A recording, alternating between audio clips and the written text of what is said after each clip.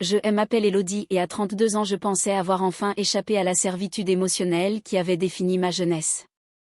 Après 10 ans passés à construire une vie selon mes propres règles, j'ai commis l'erreur de répondre sur le groupe WhatsApp de la famille. Le message était une facture de 6 000 €. Quand j'y ai demandé de quoi il s'agissait, ma sœur Léa a simplement répondu « Tu nous dois ça ». J'y ai fixé à l'écran le texte blanc brillant de la facture flottant dans le silence de mon appartement lyonnais. 22h51. Cette demande n'était pas seulement pour de l'argent. C'était pour une part de mon avenir réclamé par un passé que j'y avais travaillé méticuleusement à fuir. 2 ans de paix brisés par un message arrogant. Je n'ai pas pleuré. Je n'ai pas ressenti la brûlure de la colère dans ma poitrine. Le sentiment qui a monté en moi était froid, cristallin et tranchant. C'était de la clarté. Pendant des années j'y avais été l'investisseur silencieux de leur version de la famille, finançant leurs déficits émotionnels et leurs cauchemars logistiques avec mon temps, mon énergie et mon argent. Ma compassion avait été un luxe qu'ils avaient surexploité pendant des années. Ce soir le compte était clôturé. Je suis allé dans mon bureau et j'y ai ouvert mon ordinateur portable. La lueur de l'écran illuminait mon visage mais je ne ressentais rien. Mes doigts bougeaient sur le clavier avec une détermination qu'il n'avait jamais connue auparavant. J'y ai ouvert un nouveau tableur. Le curseur clignotait dans la cellule A1. Dans la première colonne j'y ai tapé date. Dans la deuxième service rendu. Dans la troisième valeur marchande. Ma mémoire, autrefois source de douleur sourde, était maintenant une archive immaculée de transactions. J'y ai commencé à taper. Août il y a 4 ans. Babysitting des urgences pour le voyage de Léa au salon de la mode à Paris. J'y ai enregistré 72 heures au tarif des nounous professionnels de 25 € de l'heure. Cela faisait 1 800 €. Noël il y a 3 ans, gestion bénévole des stocks et expédition pour le rush des fêtes de la boutique de Léa. J'y ai compté 40 heures. Un spécialiste de la logistique gagne au moins 20 € de l'heure, soit 800 € de plus. La liste s'est allongée. Conduire maman dans 5 magasins différents pour les rideaux de Léa. J'y ai facturé cela comme un service de chauffeur privé. 5 heures à 50 € de l'heure. 250 €. Les 2000 € que j'y avais prêtés à Léa pour la conception de son premier site web. Une dette qu'elle avait commodément oubliée dès que le site a été mis en ligne. Les 800 € que j'y ai payés pour réparer la Peugeot de papa il y a 2 hivers quand il ne pouvait pas se le permettre.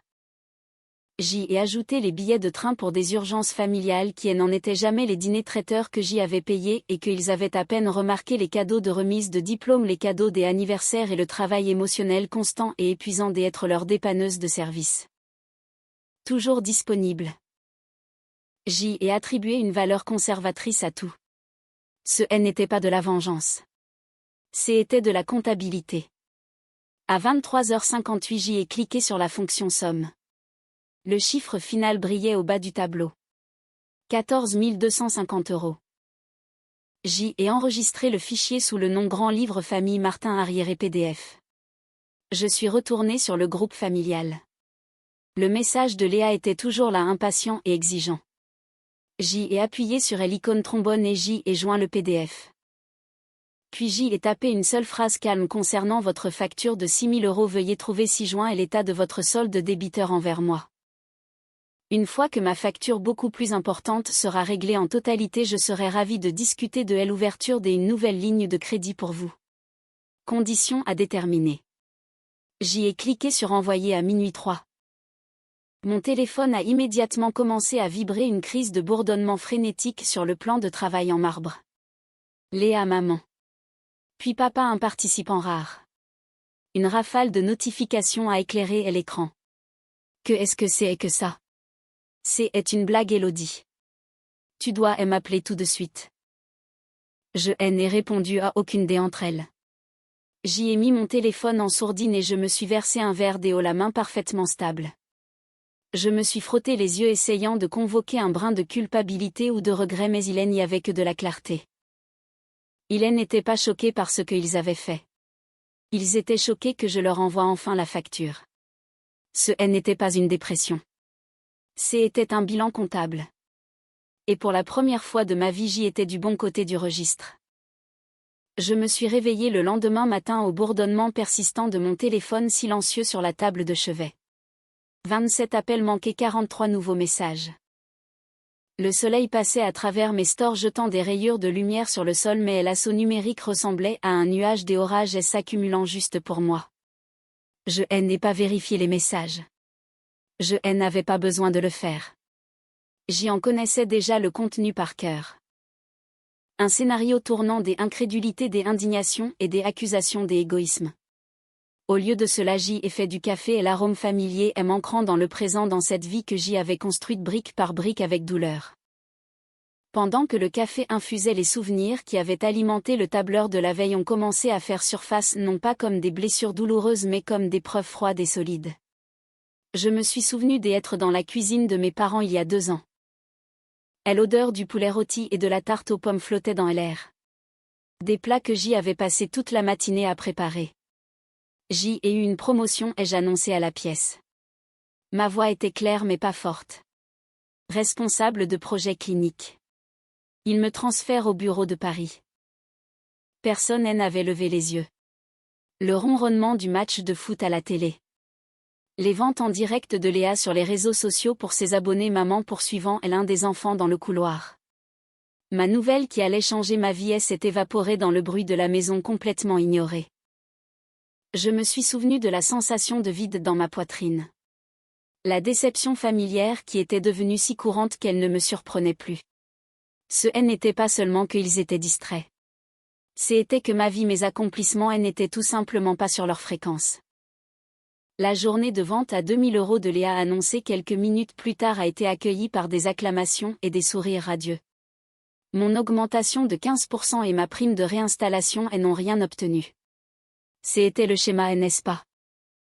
Mon existence était un bruit de fond jusqu'à ce qu'un service soit requis.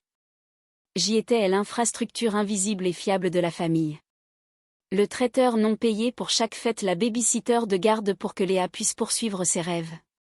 Le fond des urgences pour chacune de leurs mauvaises décisions. J'y ai pris une gorgée de café, la chaleur se propageant en moi. Un contraste frappant avec la résolution glaciale qui s'était installée dans mon cœur. Il n'avait pas appelé pour mon dernier anniversaire. Pas un seul des entre eux. Quand j'y ai fini par appeler maman ce soir-là, sa voix était pressée. Oh ma chérie, je suis tellement désolée, je voulais appeler mais Léa a une autre crise avec sa boutique et j'y ai été au téléphone avec elle toute la journée. Une crise. Il y avait toujours une crise. Les affaires de Léa, les enfants de Léa, le drame de Léa. C'était le soleil autour duquel tout leur système solaire gravitait. J'y étais une lune froide et lointaine, remarquée seulement quand mon attraction gravitationnelle pouvait être utilisée pour résoudre l'un de leurs problèmes. Hier soir n'était pas un incident isolé. C'était l'aboutissement d'une vie de transaction où j'y étais la seule à payer. Mon grand livre n'était pas un acte de vengeance. C'était une déclaration d'existence.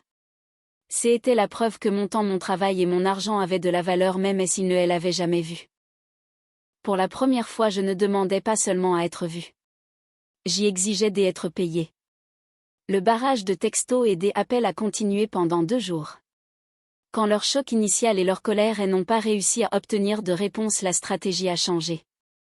Le 3e matin, mon téléphone a sonné. C'était maman. Cette fois, j'y ai répondu, mettant l'appel sur haut-parleur pendant que j'y arrosais mes plantes.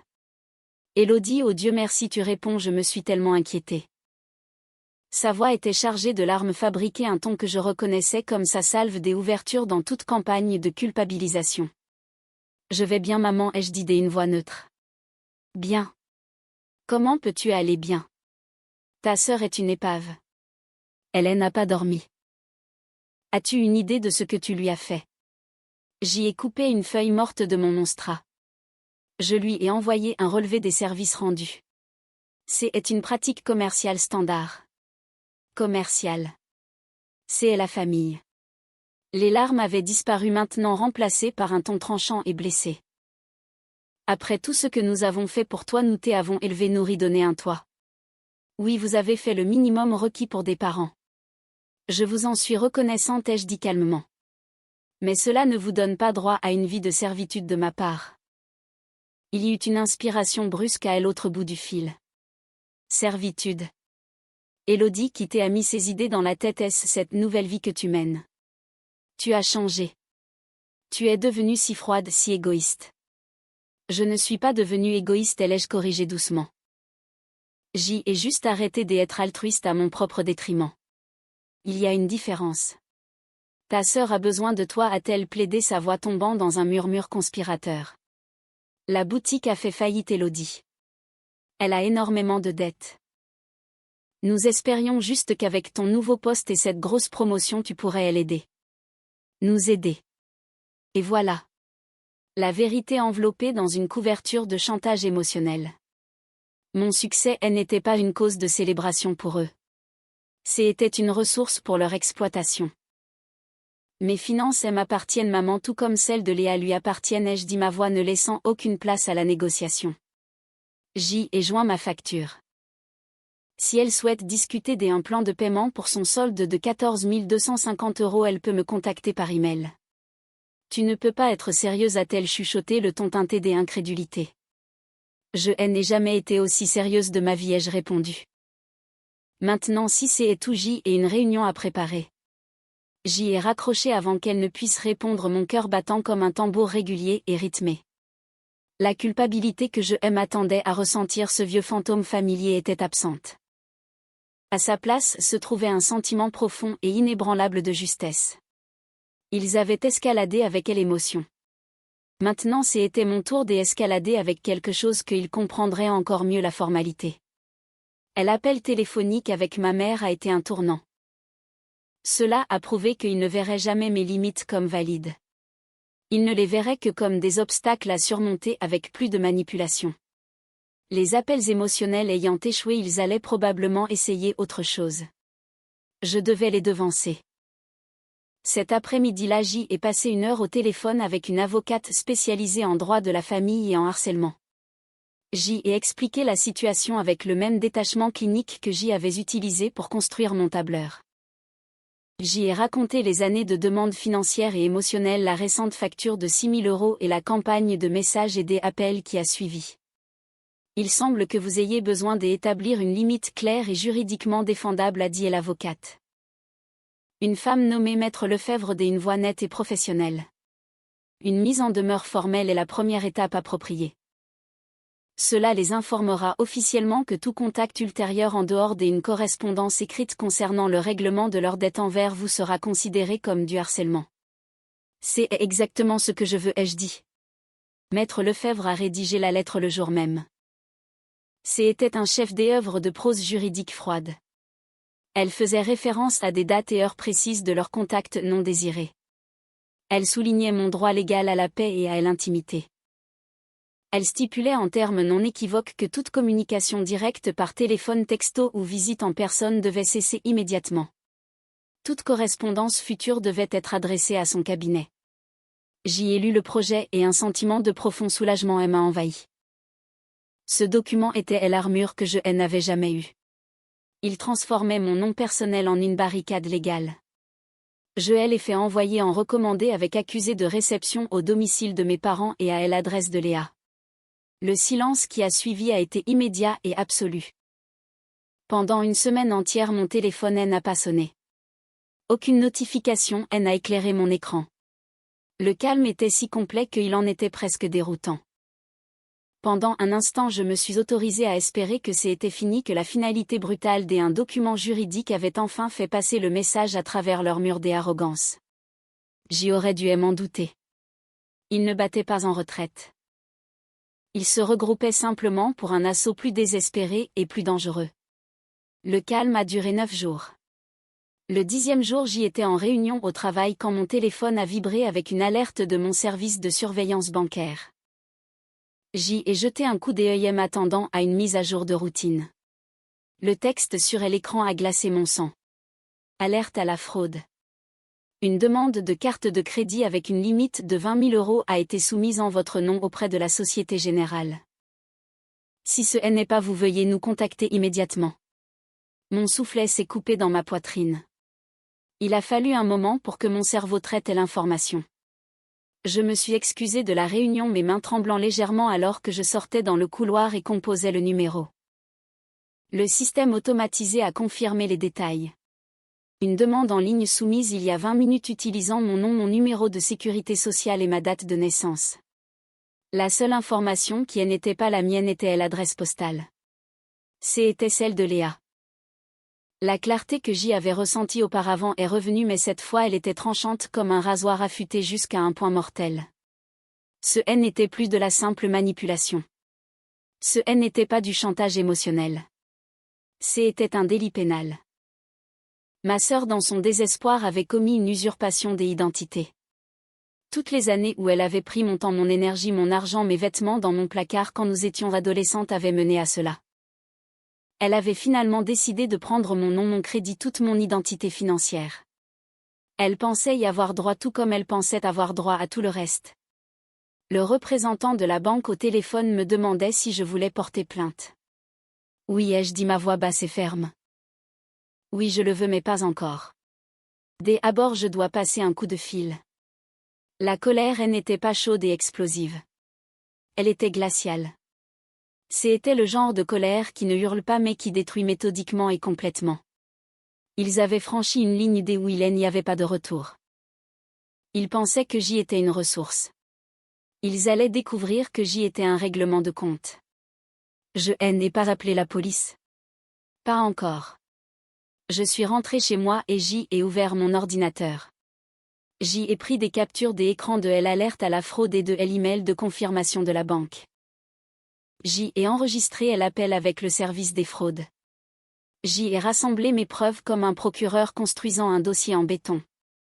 Puis j'y ai lancé une conférence téléphonique avec ma mère, mon père et Léa. Il leur a fallu un moment pour réaliser qu'ils étaient tous sur la même ligne.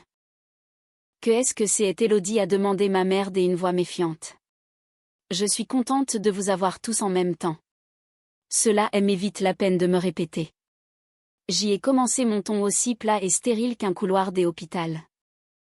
À 14h17 cet après-midi, quelqu'un a demandé une carte de crédit avec une limite de 20 000 € en utilisant mon nom, mon numéro de sécurité sociale et ma date de naissance. La demande indiquait comme adresse postale principale le 12 rue des Ormes. Silence. J'y ai laissé le silence s'étirer épais et étouffant. Je savais que c'était l'adresse de Léa. Il le savait aussi. Léa, ai-je dit, ma voix baissant d'un ton. As-tu quelque chose que tu voulais me dire? Un sanglot étouffé est venu de son côté de la ligne. Je ne savais pas quoi faire des autres. Nous sommes désespérés, Élodie. J'y allais te rembourser.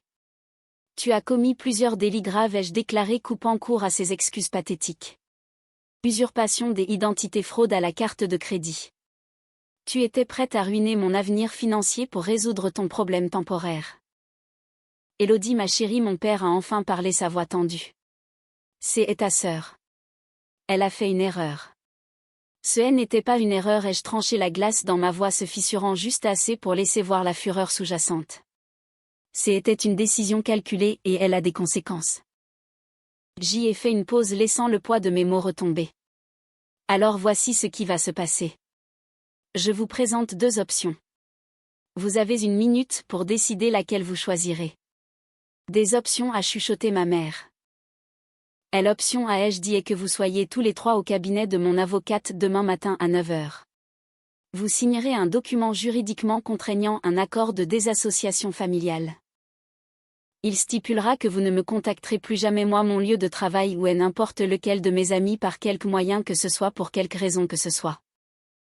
Il reconnaîtra également votre dette de 14 000 € envers moi que j'y accepterai d'annuler en échange de votre absence permanente et totale de ma vie. Si vous choisissez cette option, je ne porterai pas plainte. J'y ai laissé cela pénétrer. Et l'option B, a demandé papa, sa voix presque inaudible. L'option B est que je raccroche cet appel, que je contacte le commissariat de police et que je remette mon dossier de preuve. Un mandat d'arrêt sera émis contre Léa. Elle risquera des années de prison et je ferai tout ce qui est en mon pouvoir pour m'assurer qu'elle soit poursuivie avec la plus grande rigueur. Il vous reste 50 secondes pour choisir. L'autre bout de la ligne était un mélange chaotique de murmures paniqués et de sanglots. Ils avaient passé toute ma vie à détenir tout le pouvoir utilisant mon amour et mon sens du devoir contre moi. Mais en un seul acte criminel désespéré, il m'avait donné toutes les cartes en main. Il n'était plus ma famille demandant de l'aide. Ils étaient des coupables suppliant leurs victimes d'avoir pitié. Nous serons là, a dit mon père, sa voix lourde de défaite. Nous signerons les papiers. Je n'ai pas dit au revoir. Je n'ai pas dit un mot de plus. J'y ai juste mis fin à l'appel. Le lendemain matin, ils étaient au cabinet de maître Lefebvre à 8h45. Il semblait plus petit, diminué sous les lumières fluorescentes de la salle de conférence. Les yeux de ma mère étaient rougis par les larmes. Le visage de mon père était un masque gris de résignation. Et Léa fixait la surface polie de la table, incapable de croiser mon regard. Je ne leur ai pas parlé. J'y ai laissé maître Lefebvre tout gérer. Elle a expliqué les termes de l'accord avec une clarté brutale. Ils n'auraient aucun droit sur moi et je n'aurais aucun droit sur eux. Nous étions aux yeux de la loi des étrangers. Ils ont signé leurs mains tremblant légèrement. Mon père a poussé les documents de l'autre côté de la table et pour la première fois de ma vie je ne l'ai pas vu comme un père mais comme un homme vaincu qui avait permis la toxicité de sa famille pendant bien trop longtemps. Quand ce fut terminé, ils sont partis sans un mot. Je les ai regardés s'en aller par la fenêtre. 3 personnes s'éloignant d'une vie qu'ils avaient systématiquement essayé de vider. Je n'ai pas ressenti de triomphe. Je n'ai pas ressenti de tristesse.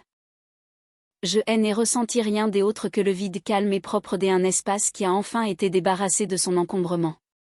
Des mois ont passé. Le silence qui a suivi n'est plus déroutant. Il est paisible. C'est le son de ma vie ininterrompue. Mon téléphone ne ressemble plus à un champ de mine potentiel. Mes matinées sont à moi. Mon argent est à moi. Mon avenir est à moi. Le trou qu'ils ont laissé dans ma vie n'était pas une blessure. C'était un espace qui a depuis été rempli par des amitiés sincères, une relation amoureuse et la joie simple et profonde d'être la seule auteure de ma propre histoire. Parfois je pense aux choix que j'y ai faits. Ils m'ont poussé à un point où mes seules options étaient soit d'être consumée, soit de couper complètement le cordon. J'y ai choisi de me sauver.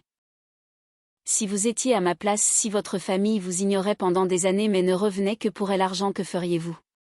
À les aider par loyauté familiale. B. Refuser mais rester en contact.